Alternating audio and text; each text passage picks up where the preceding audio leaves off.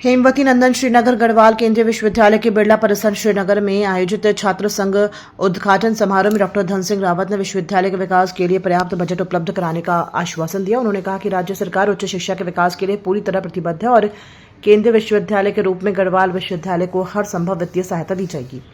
कार्यक्रम को संबोधित करते हुए डॉक्टर रावत ने कहा कि बिरला परिसर के विकास कार्यों को प्राथमिकता दी जाएगी। देखिए, आज गढ़वाल विश्वविद्यालय छात्र संघ के पदाधिकारियों का समारोह था। उसमें मुख्यमंत्री जी और हमको आना था। मुख्यमंत्री जी आज चूँकि सत्र में हैं, इसलिए मैं भी और हमारे विधायक जी भी आ रखे हैं। और मैं सभी छात्र संघ पदाधिकारियों को, अपने छात्र छात्राओं को, गढ़वाल विश्वविद्यालय के माननीय कुलपति जी को और सबको अपनी ओर से शुभकामनाएं देना चाहता हूँ कि बहुत अच्छा प्रोग्राम यहाँ पे हुआ है। और हम 100 लड़कियों के लिए हॉस्टल यहाँ पे बनाने जा रहे हैं, 100 लड़कों के लिए हॉस्टल बनाने जा रहे हैं। 2 बसें हम गढ़वाल विश्वविद्यालय को देंगे। एक स्वामी विवेकानंद जी का स्टेशन यहाँ पे लगाया जाएगा। हम सभी को मालूम है आज हमारा छात्र संघ समारोह था और जैसे कि आप सभी को विदित है, हमारे बीच में हमारे सूबे के प्रदेश के युवा मुख्यमंत्री जी आने वाले थे, लेकिन किसी कारणवश जो विधानसभा सत्र में थे तो कुछ कारणवश वो यहाँ पर उपस्थित नहीं हो पाए। लेकिन उन्होंने अपने प्रतिनिधि के रूप में हमारे जो सूबे के माननीय कैबिनेट मंत्री, हमारे जो उच्च शिक्षा मंत्री भी हैं और सहकारिता मंत्री भी हैं, डॉक्टर धन सिंह रावत जी यहाँ पर पहुंचे थे और उन्होंने हमें उपहार के रूप में 2 बसें देने का वादा किया है। और जैसे कि हमने बोला था उनको, जो हमारे छात्रों को आवाजाही करने के लिए बसों की सुविधा चाहिए, तो उन्होंने 2 बसों का वादा किया है यहाँ पर। और पहले भी उन्होंने एम्बुलेंस देने की बात रखी थी और जो कि हमारे पास एम्बुलेंस पहुंच चुकी है और जल्द ही हमारे गढ़वाल विश्वविद्यालय में स्वामी विवेकानंद जी की मूर्ति लगाने का भी आश्वासन दिया है। मेरी सबसे बड़ी जो ताकत है वो ये पूरी छात्र शक्ति है, क्योंकि इन्हीं के बलबूते पर आज मैं छात्र संघ अध्यक्ष के रूप में यहाँ पर खड़ा हूँ। और मैं बोलना चाहूंगा कि इन सभी की खुशी थी और एक उत्साह भी बोलेंगे कि इन्होंने हमें एक डिमांड दी कि आप इस कार्यक्रम में एक अच्छी लोक गायिका को बुलाएं। तो हमने प्रियंका महर जी को आमंत्रित किया था और थोड़ी देर पश्चात उनका यहाँ पर कार्यक्रम होने जा रहा है। क्योंकि छात्र संघ समारोह में जैसा कि आपने देखा कि यहाँ धन सिंह जी आए, धामी जी नहीं आ पाए क्योंकि सत्र चालू था और सत्र में भी काफी टाइम लग रहा था और काफी लंबा सत्र जा रहा था, इसलिए उन्होंने श्री धन सिंह रावत जी को यहाँ पे भेजा और कई मांगों पे हमारे अमल करा श्री धन सिंह रावत जी ने। और अभी एक हमने गेस्ट और बुलाया था प्रियंका महर जी को और उनका कार्यक्रम थोड़ी देर में शुरू हो जाएगा। हमारी मेन मुख्य मांग हमारी ये थी कि जैसे यहाँ पे हॉस्टल्स की कमी है, तो 2 हॉस्टल देने की मांग पूरी करी है श्री धन सिंह रावत जी ने। हमारे यहाँ बस की सुविधा भी कम पड़ रही, तो उन्होंने 2 बस देने का भी आश्वासन दिया है। और साथ ही एक 5 दिन का पुस्तक मेला उन्होंने बोला करवाएंगे, जिसमें तमाम अलग अलग नई नई किताबें आएंगी, जिसमें कि छात्रों के लिए काफी मदद पड़ेगी पढ़ने में। छात्रों के लिए यही है कि हमने उनके लिए काफी मांगे रखी, जिसमें कि कुछ मांगे पूरी हुई है, वो भी छात्र हितों के लिए दी और आगे भी हम ऐसे ही छात्र हितों में लड़ते रहेंगे। सभी का सहयोग सकारात्मक था, सभी ने हमारे लिए पूर्ण रूप से अपना टाइम दिया है। उन्हीं के कारण छात्रों और गुरुजनों की वजह से हमारे छात्र संघ समारोह पूर्ण हुआ। उत्तराखंड भूकंप की दृष्टि से संवेदनशील राज्य, समय समय पर यहाँ भूकंप भी आते रहते हैं, इसलिए ये मुद्दा भी आज बजट सत्र के दौरान सदन में उठाया गया। कांग्रेस के मंगलौर विधायक काजी निजामुद्दीन ने भूकंप चेतावनी यंत्र पर सवाल किए, जिसको लेकर उन्होंने कहा कि जब विभागीय मंत्री से सवाल किए गए तो उन्होंने बताया कि राज्य में 169 भूकंप चेतावनी प्रणाली यंत्र है, लेकिन वो बिजली से चलते हैं और यदि बिजली चली जाए तो वे काम नहीं करेंगे। ऐसे में विधायक ने इस पर चिंता जताते हुए कहा कि यदि इसी दौरान भूकंप आता है तो लोग किस तरह से सचेत हो सकेंगे, क्योंकि इसकी कोई वैकल्पिक व्यवस्था नहीं है। मैंने EWS है, जो आप सीधी भाषा में समझ लीजिए भूकंप चेतावनी प्रणाली होती है। ये उत्तराखंड सेस्मिक जोन है, यहाँ पर भूकंप आने का इतिहास है और कभी भी भूकंप आ सकता है। तो यहाँ जो क्रिटिकल टोपोग्राफी है वहाँ पर कुछ एक वो लगते हैं EWS भूकंप चेतावनी प्रणाली, एक डिवाइस है जो बिजली से चलता है। तो यहाँ इन्होंने लगा रखे हैं और 169 सेंसर्स हैं ये। तो मैंने पूछा तो उन्होंने कहा कि ये बिजली बाधित होने के कारण बंद हो जाते हैं। ये सेंसर्स कुछ देर पहले वार्निंग दे देते हैं, कुछ समय पहले। तो सरकार की आप सोच देखिए, नकारात्मक सोच देखिए कि उनकी बिजली कैसे जा सकती है। तो वहाँ कुछ वैकल्पिक व्यवस्था करें। अगर वो बंद है सेंसर और इतने में भूकंप आया तो फिर उसको लगाने का फ़ायदा क्या हुआ। फिर हमने पूछा कितने और लगाने की आगे उम्मीद है या लगाने की योजना है, तो 500 उन्होंने कहा कि लगाएंगे, और अभी तक उसका कोई रोड मैप सरकार के पास नहीं है। तो अभी मुझे नहीं लगता कि ये भूकंप जैसी आपदा के लिए भारतीय जनता पार्टी की सरकार मानसिक रूप से या नीतिगत रूप से तैयार है।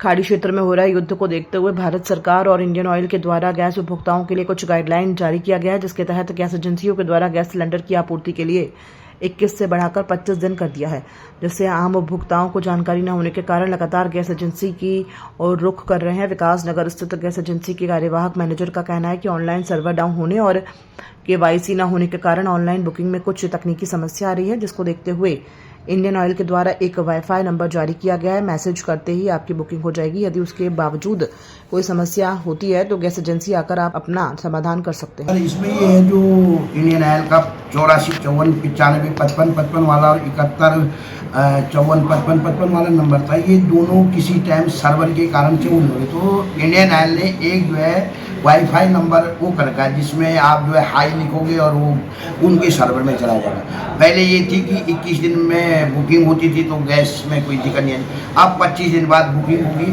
वो कुछ गैस से जो है जिन्होंने पिछले महीने ले रखी है, जब तक वो 25 दिन नहीं होती है उनको गैस उनकी गैस बुकिंग नहीं होगी। दूसरी बात समस्या है सर कि यहाँ पे KYC बहुत आदमियों की रह रखी है। कई आदमी जो है मोबाइल नंबर नहीं है, कई आदमी यहाँ पे जो है ड्यूटी वाले हैं वो बाहर हैं और उनकी फैमिली है यहाँ पे, तो उस कारण से KYC नहीं हो रही।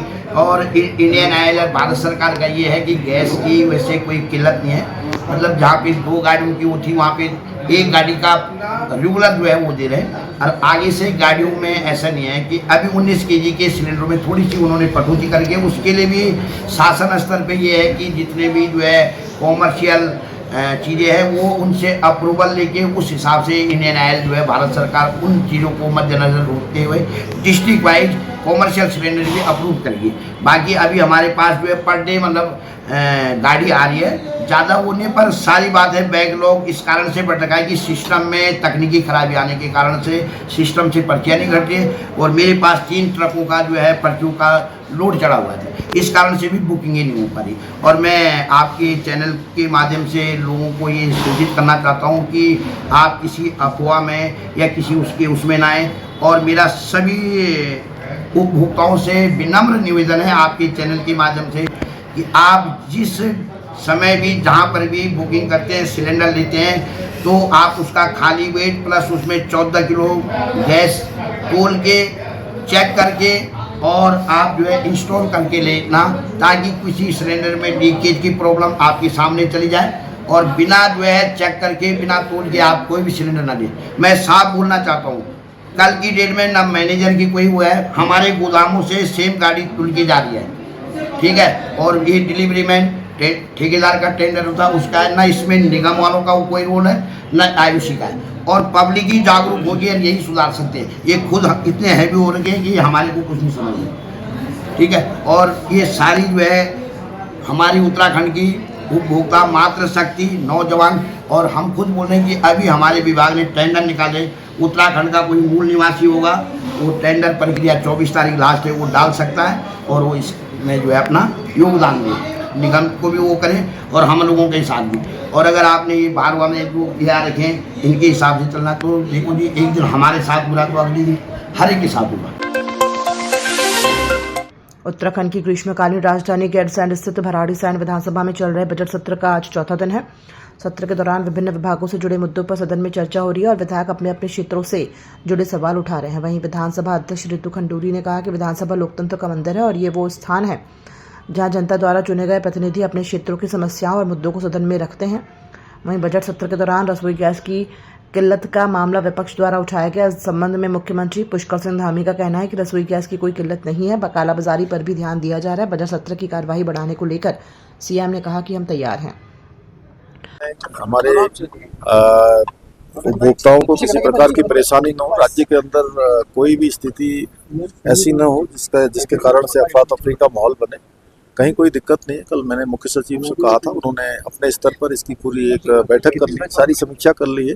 राज्य में सभी स्थितियां नियंत्रण में हैं और ये एक किसी राज्य की या एक देश की चुनौती नहीं है। इस समय पूरे विश्व के अंदर जो हालात हैं, लेकिन उसके बावजूद भी हमारे देश में हमारे प्रधानमंत्री आदरणीय श्री नरेंद्र मोदी जी के नेतृत्व वाले सरकार ने सभी व्यवस्थाएं सुनिश्चित की हैं और यहाँ पर कालाबाजारी न हो, हमारे उपभोक्ताओं को कोई परेशानी न हो।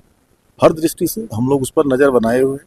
आगे भी किसी प्रकार से सभी सावधानियां जो बरतनी सावधानियां हम बार बार निवेदन ये रहता है और मैं इस बात को पुरजोर तरीके से कहती हूँ कि हम जो वहाँ कर रहे हैं वो पूरा उत्तराखंड ही नहीं, पूरा भारत ही नहीं, पूरा विश्व देखता है। तो इसलिए बहुत जरूरी है कि अपनी भाषा पे संयम रखें, अपने आचरण पे संयम रखें, अपने व्यवहार पे संयम रखें। तो मैं तो बार बार यही निवेदन करती हूँ और सभी सांसद जो सदस्य हमारे उनको इसका ध्यान रखना चाहिए कि आवेश में आकर हम लोगों को इस तरह की भाषा का प्रयोग नहीं करना चाहिए।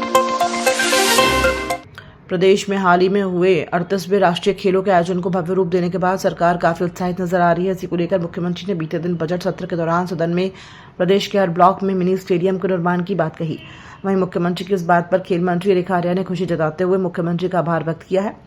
उन्होंने कहा कि हर ब्लॉक में यदि मिनी स्टेडियम बनाए जाते हैं तो पहाड़ी क्षेत्र के युवाओं को अपने नजदीक ही खेल सुविधाएं उपलब्ध हो सकेंगी, जिससे उनकी प्रतिभा में निखार आएगा। मुख्यमंत्री जी का बहुत धन्यवाद कहूँगी कि उन्होंने अपने वक्तव्य में हर ब्लॉक में एक मिनी स्टेडियम दिए जाने का, साथ ही हमारे जो 38 नेशनल गेम में जो हमारे अवस्थापनाएँ विकसित हुई थी तो उसमें लेगेसी प्लान बनाने का, एकेडमीज डेवलप करने का, इसका उन्होंने विधानसभा में कहा है। मैं समझती हूँ कि ये दोनों ही कार्य होने से निश्चित रूप से हमारे खिलाड़ियों को इससे बहुत लाभ मिलेगा और हमारे ग्रामीण स्तर के बच्चों को और नज़दीक में जो है खेल के केंद्र मिल पाए।